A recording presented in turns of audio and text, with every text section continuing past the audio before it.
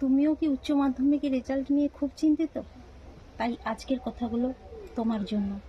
উচ্চ মাধ্যমিকের রেজাল্ট নিয়ে দুশ্চিন্তা হওয়াটা খুব স্বাভাবিক, কারণ আজকের সমাজ আর পারস্পরিক পরিস্থিতি এটাকে যেন একটা জীবনের বড় মাপকাঠি বলে ধরে নিয়েছি।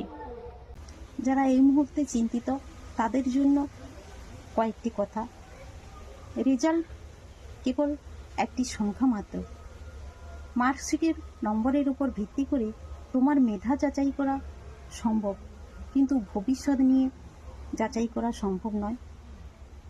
অনেক বড় বড় সফল মানুষের স্কুল বা কলেজের রেজাল্টটা খুব একটা আহামরি ভালো ছিল না। নিজের উপর বিশ্বাস রাখো।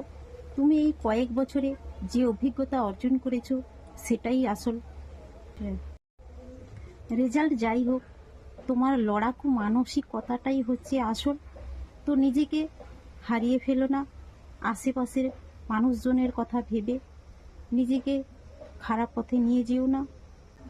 ভুলভাল সিদ্ধান্ত নিয়ে কিছু খারাপ কাজ করে ফেলো না। তোমার সুস্থতাটাই সবচেয়ে জরুরি। তুমি ভালো থাকো, সুস্থ থাকো এবং নিজের উপরে আত্মবিশ্বাস রাখো। তুমিও পারবে।